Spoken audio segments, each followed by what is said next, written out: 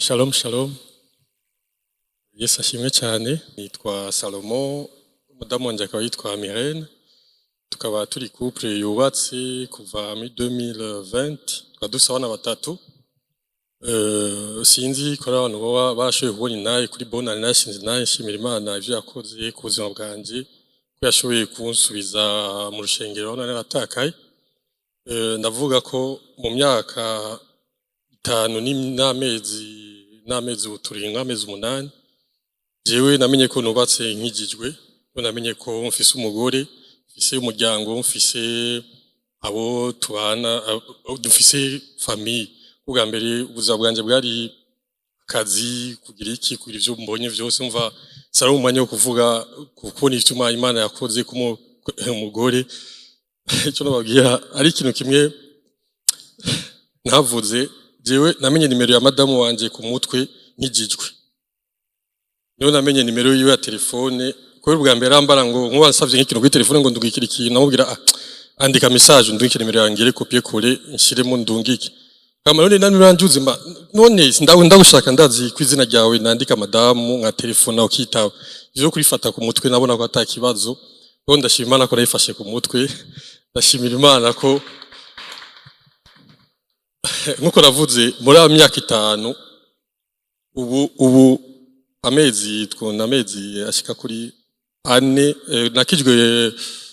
muri le 25 octobre no nabonye ko mfise umugore mwiza umugore w'igitangaza umugore sinzi ngene novuga yafashwe amisho yo kunsengera ni pastor wacu yagiye kwigisha mu kanya umva umenya ko ubuzima rikanje gukora none ntakoze nitujya umva nari nagiye ukazi simbuga usanga bwa buzima yene nakora ubuzi butabereye ubuziyama abwira ko nezwa guheba ubuzina ko nubwo abantu nayo nafise utuzi nkora nyene turi nova ko turi bizarre narafise utubare twinshi mu Bujumbura nari umuntu azwi gose umuntu wese avuze izina ryanje yabazi uyu bwo gasanga ntashe utureba dufite reputation mbi mu gisagara abantu bose abadamu baridoga ngo mugabo waratwicira abagabo agira gute mugabo ngatanga madamu akora singa mugira ivyo kurasenga we kwanza mwara bisengera vyose birugara uba kame uba bisenga butanu bwose bugarira rimwe bwose dusigara turi mu buzima amwe nibaza none ibintu nibiki nabwira we vyo wasengeye nibiga mugabo cyo gutwenza akora senga tugaca mu bihe bigoye nyene akaza kumbwira ngo mama yari arasyo nkamubwira none we wasenze ibintu vy'ubugari unagusaba mama yari arasyo mama yari arasyo avaye ibintu byarugari ubo bigusaba n'ibintu imwe undashaka gutahura atari Yesu gusa kuva Yesu yo yamumuriye amaso nkabona exactement ingene udamu wanje ari mwiza ingene ubwa mbere nyari umuntu ataba muhira nukuri sinaba muhira nava muhira nataha deja nashikare yari 2h 3h nava muhira ntwaye abana ku ishuri nkagaruka ya masanye umva na munsi numwe ndibaza ko n'imyaka tumaranye twagiye nko muri restaurant turi kumwe nka kabiri nka gatanu nk'icyo nka 5 isigaye zose yari umuntu uri hindi gukazi none dusange wo yahondi n'abagore baza abagabo turi ko nibabemerera ko muza bwe abagore mugume hajya umva muje baca bagenda cyava ngo azanye umugore ngo kuri iki bintu vyose mugabo ubu ndashimana ko twirigwana ndashima Imana ko ubu ameze nka sakame yanje aho mbandi ni habari ubu nimero yiwe ndayizi umva nukuri ubu biraryoshe mu rugo biraryoshe kubona utashe utahuka ugasanga abana muhira nkakinisha abana nkaboza nkabagaburira ni ikintu ntigeze nkora mu buzima ni ikintu iyumvire mu myaka yose nagiye ugikora mu mezi 5 gusa nkijijwe gusubira ko mu minsi yose nari umuntu w'ijoro wo kugenda ugaruka ugenda ugaruka uvana na kime cyo munzu amaza we ukeneye tora mu nzu amarari mu nzu tora mukabata ruzuye bisigaye undeke we akazi kawe raba bana ujye ugice ushaka jewe ndi mu bintu mu bintu bwa byose Imana iragira ikiganza cyarambwira umviriza rero bigeze nawe ubu gezaho uzize nawe ugaruke wumve ingene biryoshe uko pastor yavuze aro igihe umwe ko uhagaze imbere y'ishengero senzi ku munsi umwe ntogaye imbere ahantu ndiko ndavuga ibi bintu senzi ko umuntu arica ko kwibarabara akaribona akavuga abantu bose bashobibaza n'ubuntu Imana ishogira umuntu kugira umuntu ashoye kuba ahagaze ahantu n'ubuntu ufise Yesu arakugira ibintu amwe nawe siga bavugana n'Imana ibintu birashoboka ari abantu bibaza ko bidashoboka mugabo n'ukuri Imana irabishobora Imana nakiminanira umuntu yo ndazi ko mukuze mutwamuzi ndazi abana banyu babanzi cyangwa abandi bantu akabona aho umuntu kuri umuntu nkagiye bakamushikana ngaha ariko aravuga imbere y'abantu bambaye amakravati n'amashati na gutya birateye nivuga Imana n'ukuri urarenze uko umuntu urarenze n'ukuri Imana ikora ibintu vyiza ikora ibintu biteye ubwo bitkora ibintu umuntu adashaka gutahura naho mu bwenge bwanje bari kumbwira ko umunsi umwe nshaka guhagarara imbere y'ishengero nshaka kuvuga ibi bintu shimira umuguranje kuvya yakoze shimira Imana shimira pastor wacu vyadufashije ko yadufashije igihe cyiko tutarakizwa twaje kumuraba je sinanamwumva ndayimbwiye no munsi nabanyibere muri telefone akavuga nkamaza shiri yahejeje tugende ko atebeje tugende umva yamenga ko atumwanya navuga pastor Nyarutsa dutahisha usigara n'umugore sinzi ivyo arimwo none ko afisa amahera akagira ibintu vyose ashaka iki ivyo naguma ikumisha induru ngurumva ngo ashaka ngume muhira none umva avuze bana mugabo ikintu kiryoshe ko mfasha kumva ko nshaka kumara indwi yose muhira nkumva umutima uraryohe nkumva ndaryohe nkumva sinzi nkumva amahoro amwe ndashaka kuvuga ubu inta yacu ni ndende reka rero ndamuhereza baravuga turaza turana umwanya nyene ndibaza ko Samuel je nari mfise akabazo gatoya Salomo atubwiye ngo ubwa mbere ntiyarazi nimero ya madamu ntiyarazi ko madamu we wari mwiza biratangaje uvyumvise ariko kandi bihuye n'ivyo pastor yatwigishije ati Kristo ahatari urugo ntirushobora kuba gwiza jewe nagomba kubera ko nibaza yuko ushobora gusanga hariho n'amafamiye arimwe abantu bakijijwe mu ugasanga umugabo na kazi n'amadosiye ni nabiriya turiko twubaka urugo rufise ubuzima kubera ko hari ingo nyinshi abungere ibi bintu ndiko ndavuga murabizi niyo makatwa turiko turaronka mbega none ko hariho n'abandi bakijijwe mugabe ibintu bikaba bimeze nabi wewe ntakaye kantu kabaye kameze nka kugurura ntuzeye buto cangwe kafyonze kuri internet ukumva uti aka kantu by'ukuri gatumye no hindura ibintu kugira ngo by'ukuri ibintu bigende neza. Urakoze cyane kuri ubwo je nari sanzwe nakuriye muri famille y'abantu bakijijwe papa wanje ari pasteur mama ari mudiakoni batwakunda kuzindi mu rushengero mugabo haragira igihe ndabivamo kahema kugiye bavuga ngo uhevye gusenga hazi ibidemoni seti biruta nakoze ibintu vyinshi gose bibi mvuze ibintu bibi vye dite muvuga ko ari ibintu bibi nana kimwe mambwira abantu icyo ntakoze ni vyanka bibiri gusa ibisigaye byose umuntu yoba yibaza ko umuntu ashaka gukora nabikoze nakoze ibintu bibi bibaho abantu bose banzi baravuga nuba mu myora baramabantege imisa mwe wewe nibikunda ko we nibikunda ko warakijijwe hanyuma icyatumye iyo declenche miba yarasenze gose madame yarasenga gose yari umukatolika cyane gose umukatolika amambwira ngo ivy'abakizwa vyanyu ivyo mwamwiriza ngano ni wewe ivyo ngo tugende kuraba ngamaje twaragiye kuraba abantu bose kugira dufashe batwumvirize turaja kuraba abantu ngabo yarambwira ngo reka turondere umuntu dushaka kuraba atuganiriza ndamwaje ibintu vyose tugende mugabo none ari mu bakatolika banyu rondera umuntu ari neutre turondera umuntu umva ko yankunda gose arondera umuntu avuga basi ko yakuriye mu bakizwa kandi ndondera umu pasteur acaja kurondera pasteur Mark hari nko muri 2021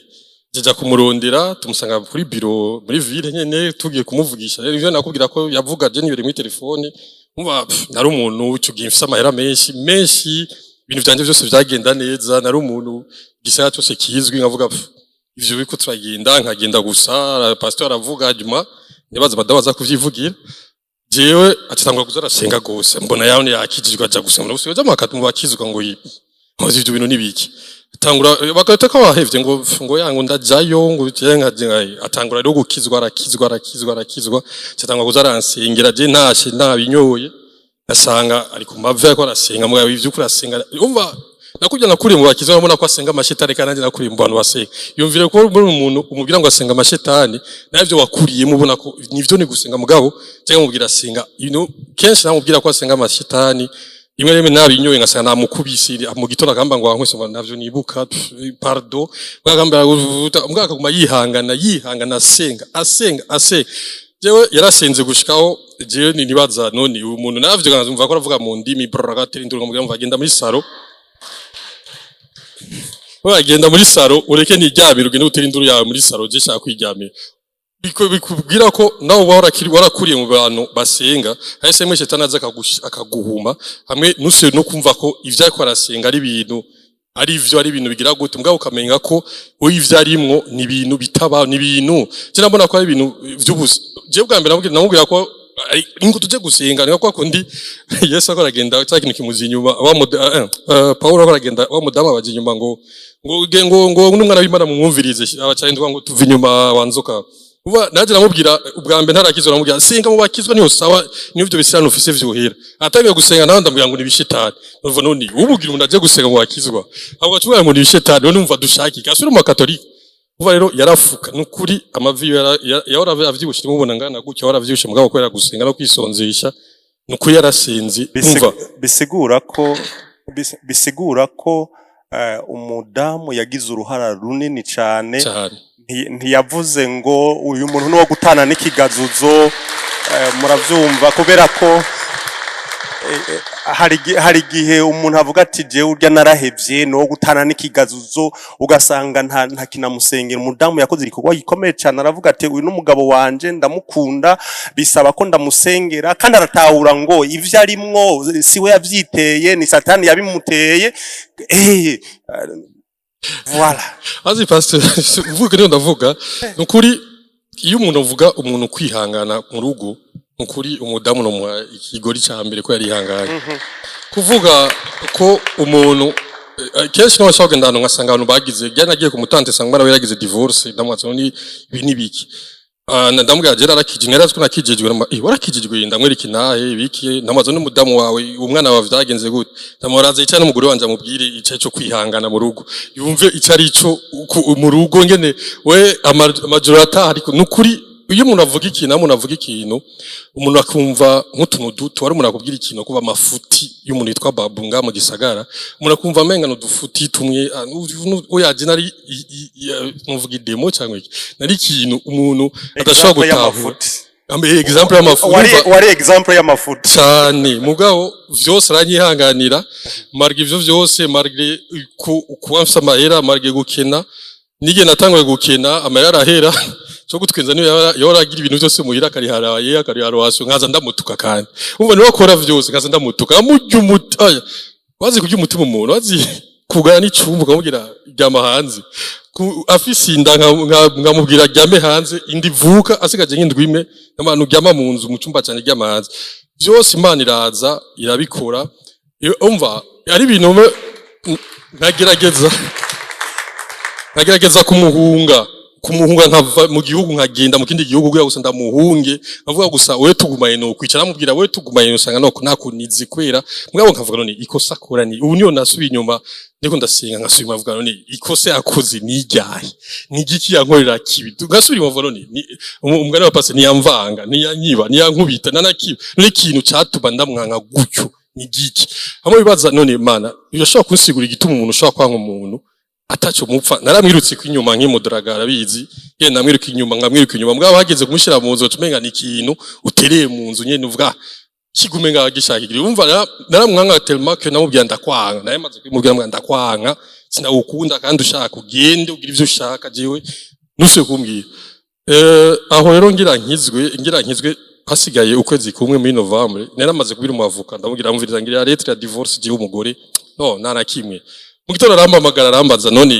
byawe navuze mu kabare je wari seri no yego biri oya yamamagaye mugitondo ndyamye uyacaraza cyambya ngo jote ndamubwira wivyo vya jote mu bizanye gute kandi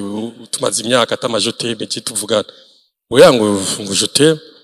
bamuvuga cyarampamagara arambaza ngo bya biri ndabikora ndamarindira gato arakaja mu numvise kuri umunsi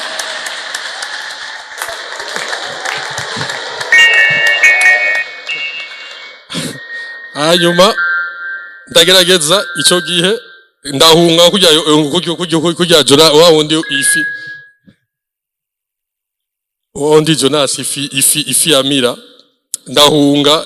nanje ndahunga mugabo biratuna bagaruka kandi Burundi tegezwa gukizwa ivyo guma wihungisha ugenda ugaruka utegerezwa gukizwa kwera nawe hageze hanyuma ndamushimiye uco nshaka gushimira nukuri naramushimiye kuri bwana namwe kunamusavye ikigongwe imbere y'abantu ibihumbi abantu bose bambwira ngo ni bishetani ngo namugabo asaba ikigongwe namwagiye nabikoze Imana yabimwe ndabikore kwa n'amafuti nakoze nayakoze abantu bose babibona n'ikigongwe neza kumusaba abantu bose babibona imbere y'ishengero imbere y'abantu bose hanyuma wavuze ko uza kumuha nawe atuyagire yego nayemejeje uba rero Imana impuhezagire kandi ndasavye abantu bose bamenye ko Imana ikora